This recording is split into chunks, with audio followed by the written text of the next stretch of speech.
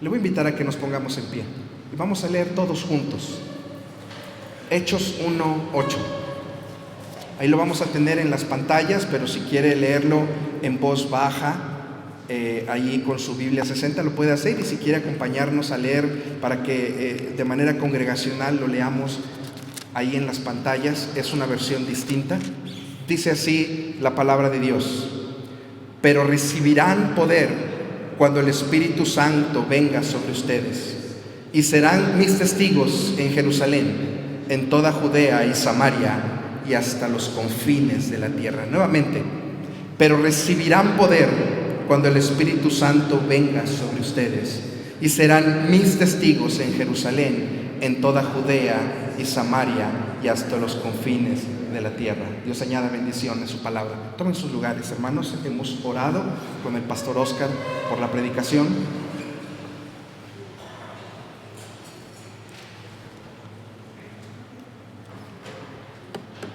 Y estos 11 versículos de Hechos 1, capítulo 1 al 11, los he dividido en 3 apartados. Lo tenemos ahí: la promesa del Espíritu Santo, del verso 1 al verso 5, la promesa del Espíritu Santo; la obra del Espíritu Santo, del verso 6 al verso 8, y del verso 9 al 11, la esperanza que nos da el Espíritu Santo.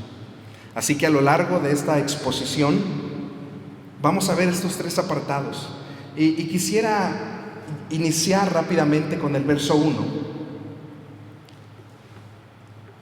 Ahí en el verso 1, en el primer relato, dice el pasaje: en el primer relato, estimado Teófilo, escribí acerca de todo lo que Jesús comenzó a hacer y a enseñar. Y quiero dar un pequeño de contexto a qué se refiere el escritor. El escritor del libro de Hechos, como algunos de ustedes saben, fue Lucas, ese acompañante del apóstol Pablo durante su encarcelamiento en Roma, primero en Cesarea y luego en Roma, casi más de 4 años. Al final de Hechos capítulo 28 nos narra acerca de eso. Lucas es quien escribe este libro de los Hechos. Primero a los Corintios nos habla de que era un médico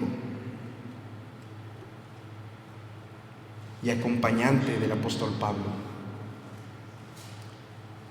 Pero ¿por qué dice en el primer relato?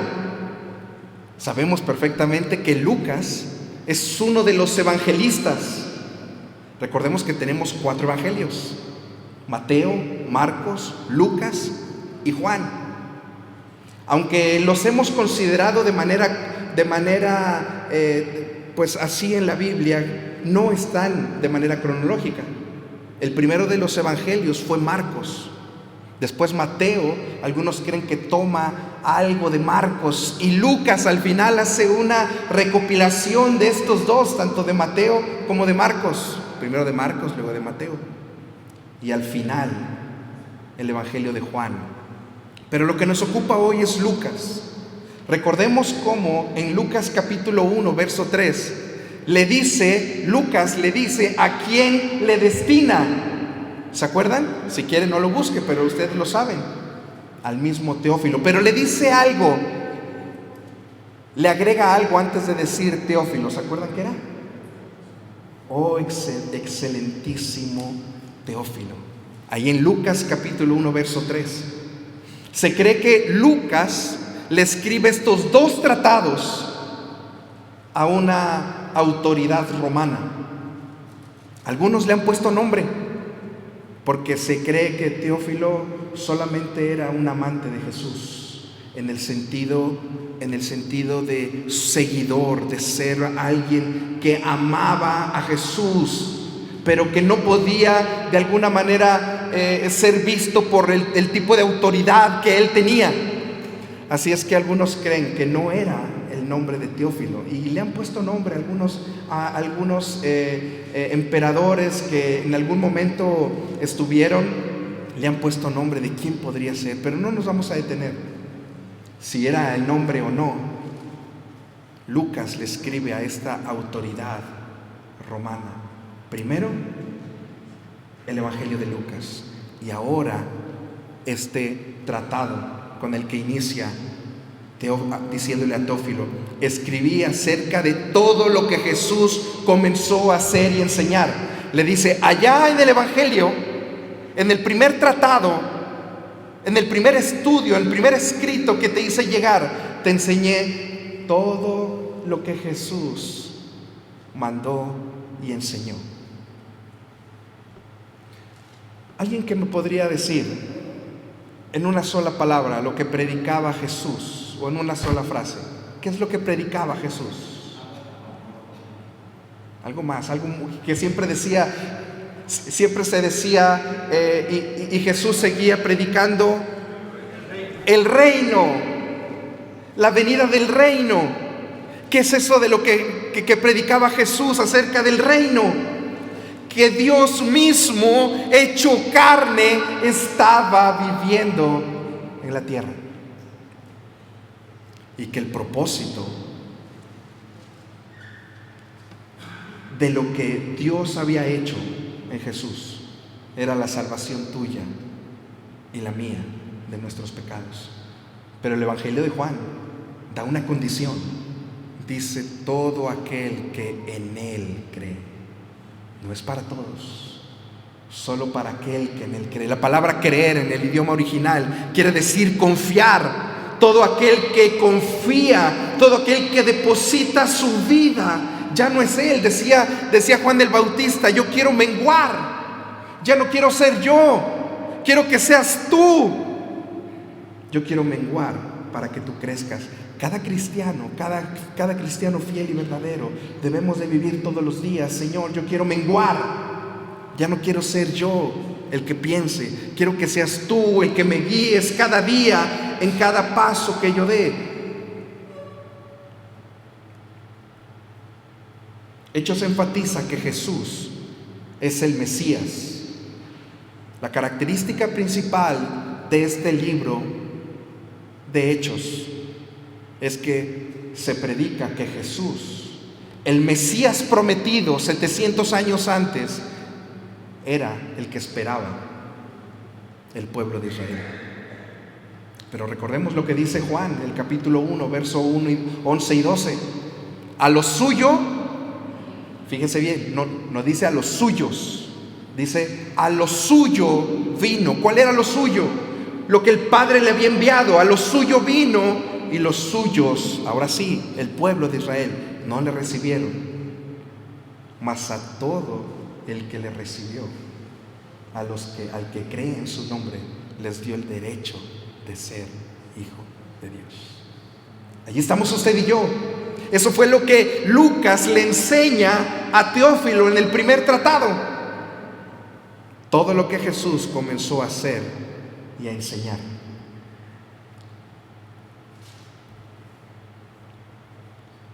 Terminando este primer versículo, es importante mencionar que Hechos no es un libro doctrinal, no es un libro teológico. Muchos grupos han hecho de este libro de Hechos como si fuera un libro teológico o doctrinal, como lo es Romanos, como si lo es Hebreos. Sí es, estos dos libros, Hebreos y Romanos, son libros, son cartas del apóstol Pablo de manera doctrinal y de manera teológica, de donde podemos aprender de esa enseñanza de Jesús. Hechos es un libro de transición.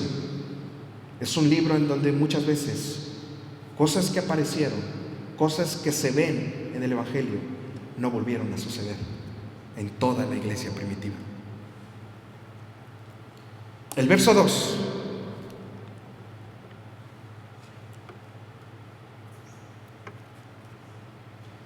Hasta el día en que fue recibido arriba en el cielo, después de que por el Espíritu Santo Él había dado instrucciones a los apóstoles que había escogido. El final del ministerio de Jesús se da en este Hechos capítulo 1 del 1 al 11. Las últimas palabras, las últimas instrucciones que Jesús da a sus apóstoles, las da aquí. No confundamos con la Gran Comisión. La Gran Comisión no fue la última charla que tuvo Jesús con sus apóstoles. No lo busquen. Si ha leído la Gran Comisión, Hechos capítulo 28, del 19 al 20, podemos ver esa gran comisión que Jesús deja. Pero si se regresa unos versículos antes, en el verso 16, ellos están en Galilea. Los discípulos están en Galilea. Cuando Jesús se les aparece y los ángeles le dicen a las mujeres: avísenles que vayan a Galilea, porque allá los va a ver Jesús. Y luego se encuentra Jesús con algunos de los apóstoles y les dice: nos vemos en Galilea. Y en ese contexto se da la Gran Comisión. Aún faltaban 40 días. Vamos a ver cómo es que después de que Jesús resucita, estuvo todavía 40 días en medio de sus apóstoles. Y al final, la última instrucción se da en Hechos, lo que estamos leyendo el día de hoy. Y vamos a ver cómo es que la ascensión de Jesús se da en las afueras de Jerusalén, ya cuando los apóstoles habían regresado de Galilea y ya estaban en Jerusalén.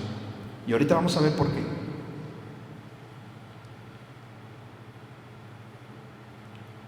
En el verso 3,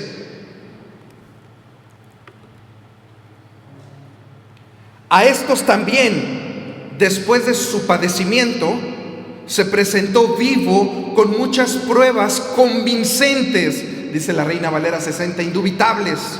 No se puede decir que no fue cierto.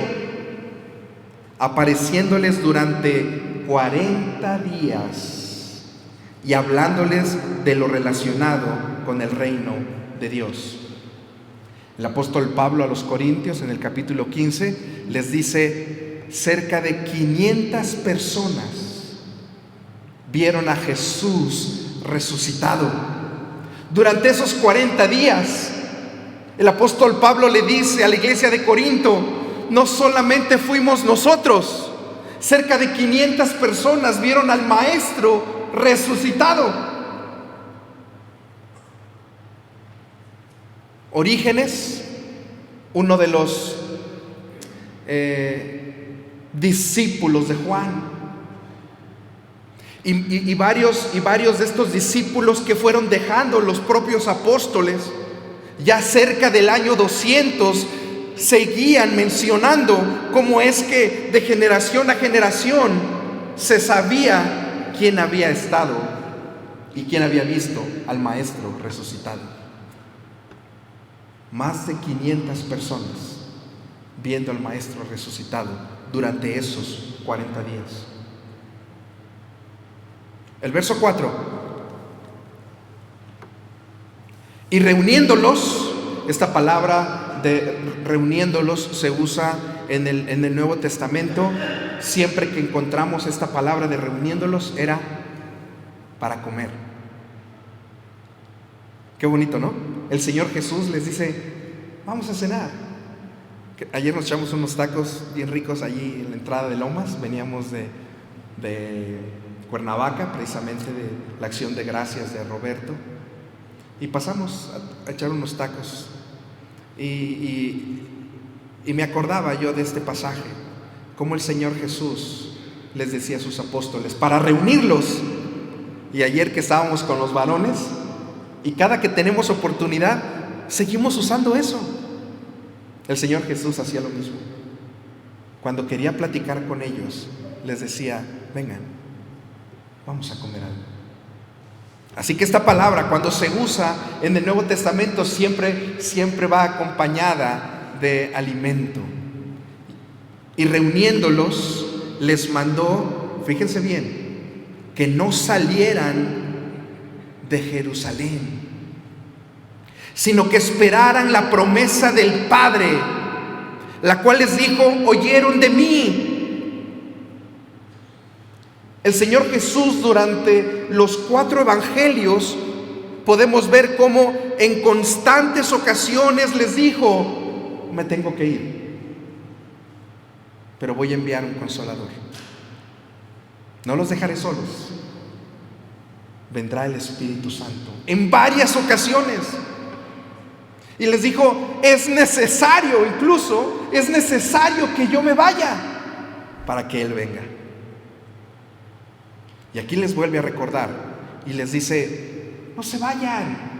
Recuerden, este momento el Señor Jesús, no sé, me imagino, se está levantando, está ascendiendo y le está dando las últimas palabras a sus discípulos. Insisto, no era la gran comisión. No quiero decir que esté mal. Hay una película de Jesús en donde está pasando esto, está ascendiendo y está dando a los discípulos la gran comisión.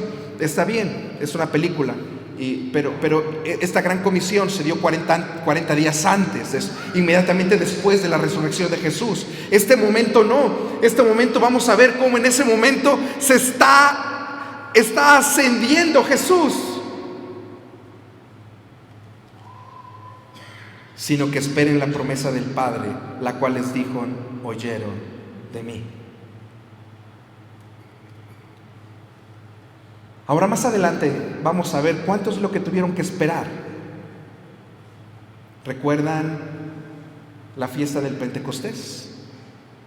La fiesta del Pentecostés se celebraba 50 días después de la Pascua. Una vez que terminaba la fiesta de la Pascua, el día sábado terminaba la fiesta de la Pascua, iniciaba el domingo, esos 50 días. Si usted cuenta esos 50 días, cae en domingo otra vez, el día de Pentecostés. Si Jesús estuvo 40 días después de su resurrección, 40 días, y la promesa del Espíritu Santo iba a venir en Pentecostés, ¿cuánto tenían que esperar los discípulos? 10 días. No era mucho. Así que en el verso 5,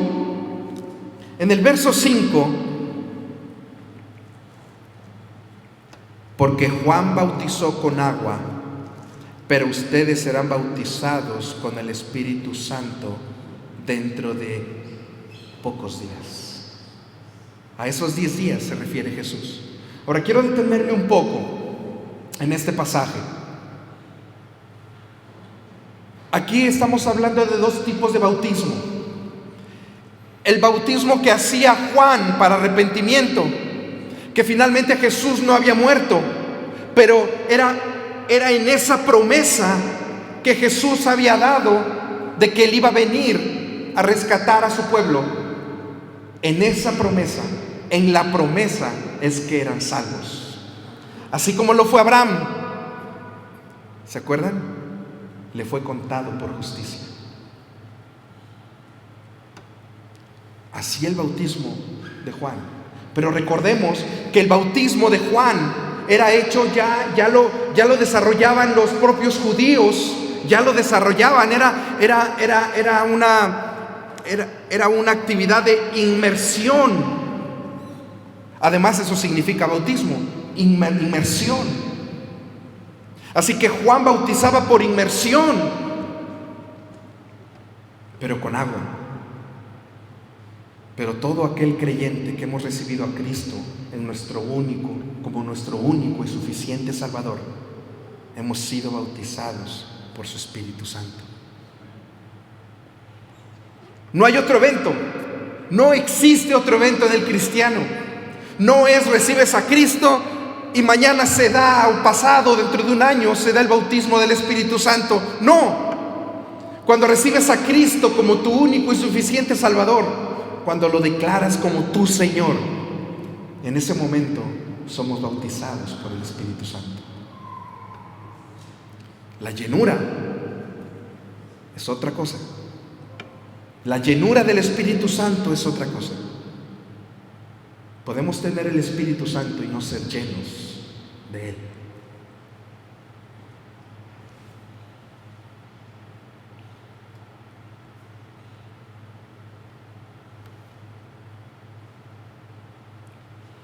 Pentecostés significa quincuagésimo y marca la culminación de la fiesta de la Pascua, que como dije se celebraba 50 días después del domingo de resurrección que hoy lo conocemos, o de Pascua. Estos primeros versículos nos enseñan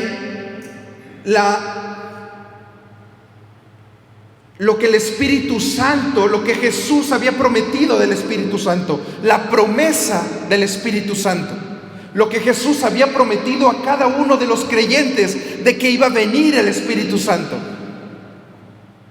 En este segundo apartado vamos a ver ahora la obra del Espíritu Santo.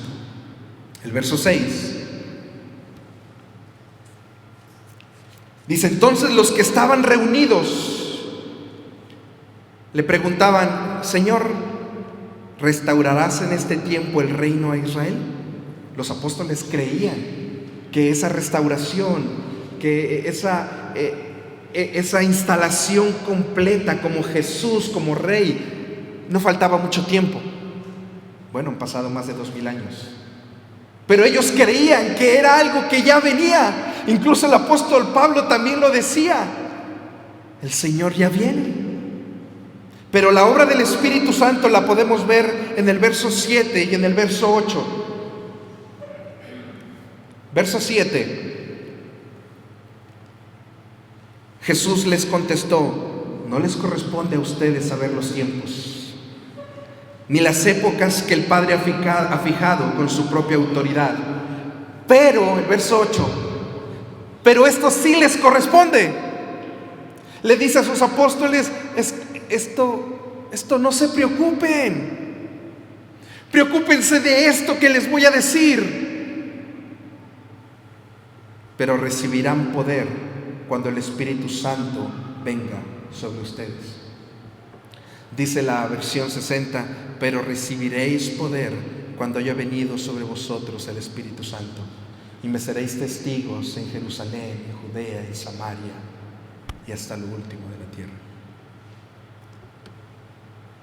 Esta versión dice: hasta los confines de la tierra.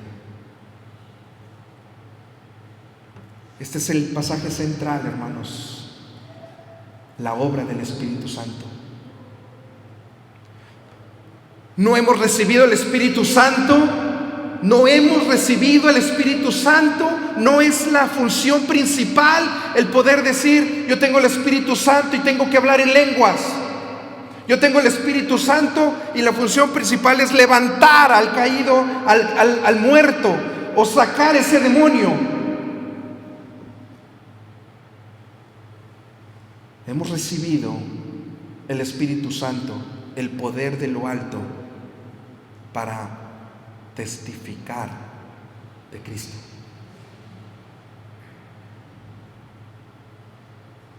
Piensa un poquito en ti. Piensa un poquito en lo que tú desarrollas todos los días, en tu trabajo, en tu empresa, en tu negocio, en casa, en tu colonia, en el fraccionamiento, de donde tú vengas. De repente te cuesta trabajo compartir del Evangelio. De repente te cuesta trabajo compartir con alguien algún pasaje de la Biblia. Dice la palabra de Dios que tú has recibido un poder de lo alto para compartir de la palabra de Dios. Hermanos, hemos nacido de nuevo. Hemos sido salvos solo para eso. Hemos nacido de nuevo para compartir las virtudes de aquel que nos llamó de las tinieblas a su luz admirable. ¿Qué estamos haciendo?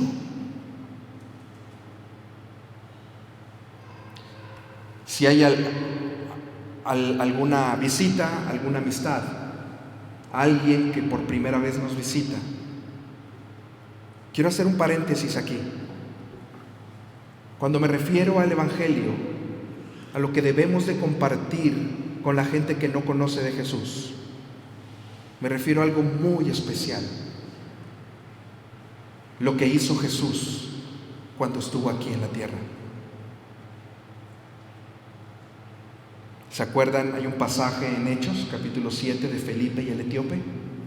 El etíope iba en camino, Felipe se acerca y dice la palabra de Dios que iba leyendo, no entendía, y dice la palabra de Dios que desde ese lugar, desde Isaías, le empezó a compartir Felipe al etíope. Desde Isaías, desde aquel momento en donde Isaías mencionó que de una virgen iba a nacer un Mesías, el Mesías prometido,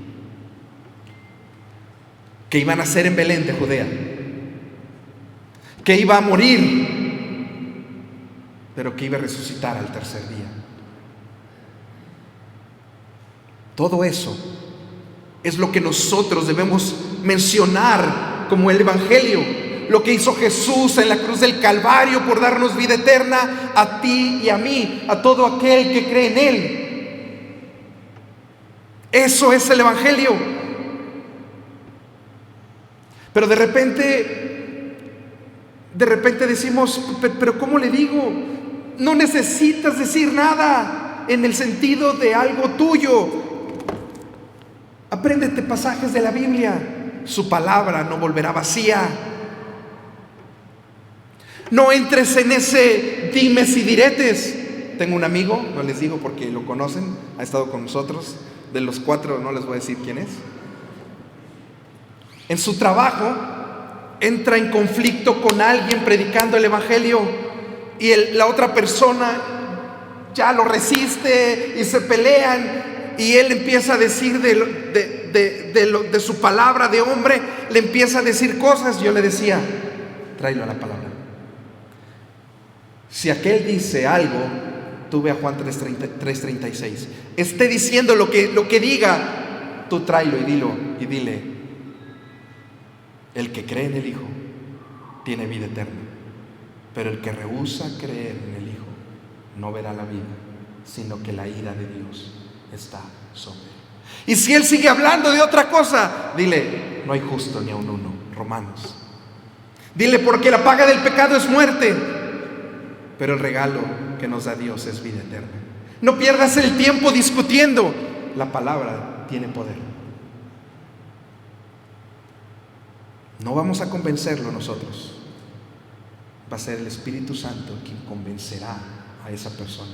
Pero a través de mi confrontación, no. A través de lo que el Señor ya dejó en su palabra.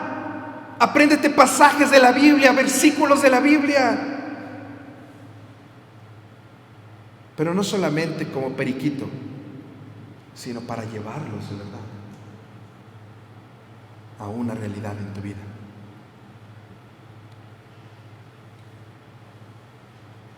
Hemos sido salvados para predicar el Evangelio.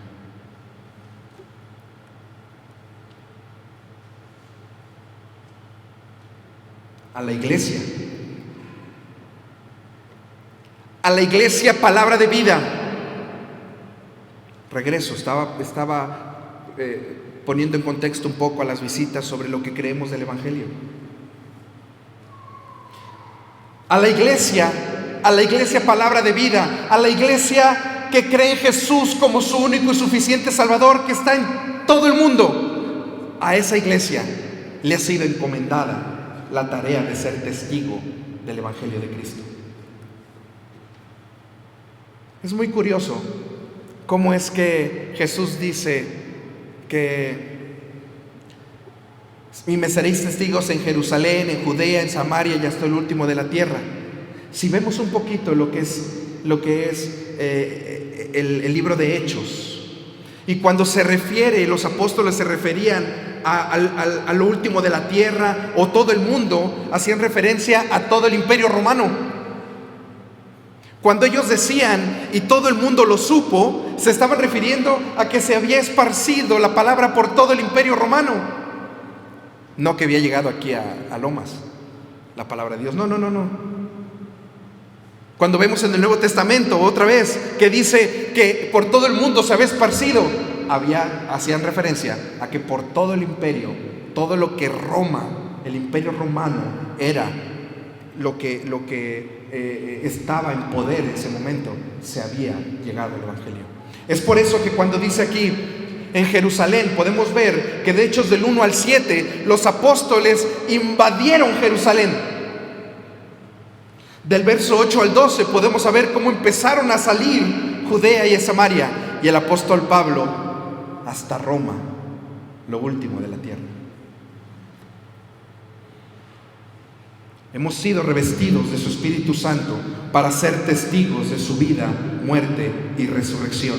Ese es el Evangelio. Hemos nacido de nuevo para anunciar las virtudes. Y culmino este segundo punto. La meta del cristiano. La meta del cristiano fiel. Lo menciona el apóstol Pablo a los filipenses en el capítulo 3. Prosigo a la meta, al premio del supremo llamamiento, no que ya la haya alcanzado, pero para allá voy. Y el apóstol Pablo a los efesios les dice: a la medida de la estatura del varón perfecto. En la carne, en nuestra vida, ¿vamos a llegar a esa estatura de Jesús? Nunca. Dice la Biblia que lo alcanzaremos a esa estatura cuando seamos llamados a su presencia. Pero si el cristiano fiel y verdadero, hermanos, no camina todos los días, no da un pasito todos los días, buscando todos los días agradar a Dios en toda su manera de vivir, entonces, ¿qué hay en nuestro corazón? Vamos a echarnos un clavado, hermanos. Porque si nuestro deseo todos los días no es caminar hacia esa estatura del varón perfecto, a decir: tengo que dejar esto, tengo que buscar más del Señor, tengo que menguar yo y tengo que dejar que Jesús sea el que se empodere de mi vida, entonces no somos iglesia. Si no estamos haciendo eso, no somos iglesia. No estamos siguiendo a Jesús como lo demanda su palabra. No que lo haya alcanzado ya, pero prosigo a la meta.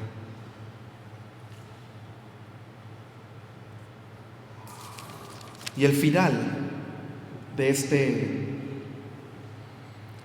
este último apartado, la esperanza, la quiero resumir tan solo en unas palabras. Dice el verso 9. Lo voy a leer de corrido, a ver si me ayudan, por favor, a ir pasando, verso 9 en adelante. Después de haber dicho estas cosas, fue elevado mientras ellos miraban, y una nube lo recibió y lo ocultó de sus ojos. Mientras Jesús ascendía, estando ellos mirando fijamente al cielo, se le presentaron dos hombres en vestiduras blancas, que les dijeron: varones galileos, ¿qué están mirando al cielo? Este mismo Jesús que ha sido tomado de ustedes al cielo, vendrá de la misma manera, tal como lo han visto ir al cielo. La palabra de Dios enseña que Jesús nacería de una virgen. ¿Y qué pasó? Nació. Jesús dijo que moriría y murió. Dijo que resucitaría y resucitó. Dijo que vendría y volverá. Pero solo por los suyos, solo por aquel que ha confesado a Jesús como su Señor y Salvador y ha permitido que su Espíritu Santo more en su corazón. Y quiero concluir con esto. ¿Recordarán cómo es que Pedro le negó a Jesús? Dice la palabra de Dios que Jesús le dijo: Pedro, cuando el gallo cante, me habrás negado 3 veces. El Evangelio de Marcos dice que el gallo cantó en 2 ocasiones. Haya sido 1 o 2. Lo que sí sabemos es que Pedro le negó 3 veces. ¿Por qué le negó? Porque lo señalaban y sabía que si él decía, sí, yo soy seguidor de Jesús, iba a seguir la misma suerte que Jesús. Y Pedro tuvo miedo. Jesús les dice a sus discípulos esa última noche: ustedes me van a abandonar, abandonarán al pastor. Así dice, así les dijo Jesús. ¿Y qué fue lo que sucedió? 10 de los 12 se olvidaron de Jesús. Cuando estaba en la cruz del Calvario, 10 de esos 12 no estaban. Bueno, Judas ya había muerto. Solo Juan estaba con el maestro. ¿Sabe usted cómo murió Pedro? Crucificado de cabeza. La tradición judía dice que se encontraba enfrente de su esposa y dijo: Pedro, no quiero morir como mi maestro. Crucifíquenme de cabeza. Y la tradición dice cómo es que Pedro le decía a su esposa: piensa en Jesús. En el momento de la muerte, Pedro le decía a su esposa, que también murió en ese momento, le decía: piensa en Jesús. Le decía, la tradición dice que a Pedro le decían: niega a Jesús, niega a tu maestro, y te soltaremos y te irás con tu esposa. ¿Qué le costaba a Pedro? Ya lo había negado 30 años antes. ¿Qué le costaba? Había vivido gratis otros 30 años. Bueno, ya era viejo, quién sabe si alcanzaría esa edad. ¿Qué pasó con Pedro? Le había negado 3 veces. Ahora 30 años después le dicen: niega a tu maestro. Y Pedro no lo hizo. Prefirió morir por su maestro. ¿Cuál fue la diferencia? 2 cosas. Vio físicamente al Cristo resucitado y fue empoderado por Dios, por su santo y divino Espíritu dentro de él. Jesús andaba con ellos, pero el Espíritu Santo ahora estaba en Pedro y en cada uno de nosotros que ha recibido a Cristo como su único y suficiente Salvador. Así es que, amigo, en esta tarde, si tú no has recibido a Cristo, si no le has pedido al Espíritu Santo que entre en tu corazón, que transforme tu vida, yo te invito en esta noche, en esta tarde. Es algo que va a cambiar tu vida. No puedes dejarlo a la suerte. No puedes dejarlo pues igual y no hay infierno. ¿Y qué tal si sí? Pasarás una eternidad queriendo morir. Dice la palabra que buscarán morir, la muerte, y no la hallarán. Hasta por conveniencia. Acércate a Cristo, tendrás vida eterna. Recuerda lo que dice Juan 3:36, lo dije: pero el que rehúsa creer en el Hijo no verá la vida, sino que la ira de Dios está sobre él.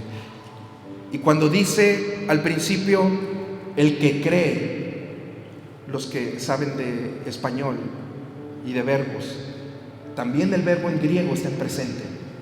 Tú puedes tener vida eterna hoy, porque así lo dice la palabra. El que cree, no dice el que cree tendrá, el que cree tiene vida eterna. Yo quiero invitarte en esta tarde, que si tú quieres hoy decirle a Jesús: yo quiero que entres a mi corazón. Tal vez he vivido una vida alejada de ti. Tal vez he vivido, en un cristianismo light. Tal vez he vivido en un cristianismo donde no me he entregado. A lo mejor ya has recibido a Cristo, pero se te ha olvidado caminar todos los días, dar esos pasitos todos los días, levantarte y dar esos pasitos, buscando la estatura del varón perfecto. Yo quiero invitarte a que te pongas de pie. Quiero orar por ti. Si tú quieres hoy hacer un compromiso con Jesús, yo te invito a que cierres tus ojos y oremos a nuestro Dios. Padre Santo, en el nombre de Jesús te damos gracias, Señor, por tu palabra. Te damos gracias, Señor, porque tu Espíritu Santo es el que nos redarguye de pecado. Dice tu palabra que toda la Escritura es inspirada por ti y útil para enseñar, corregir, instruir. Y hoy, Señor, hemos estudiado tu palabra.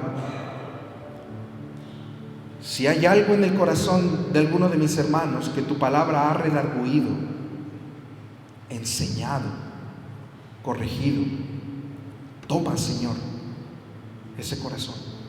Pero si hay alguien en este lugar que en su corazón ha abierto las puertas a tu Hijo Jesucristo, Señor, te ruego, Señor, que no lo dejes. Te ruego que ahí en su intimidad pueda aceptarte como Señor y Salvador. Ahí en su intimidad pueda declararte que tú eres su Rey. Perdona nuestras faltas, Señor, y te ruego que nos bendigas como iglesia Palabra de Vida, que seamos una iglesia obediente a tu mandato, a predicar fielmente tu palabra, en el nombre de Jesús. Amén.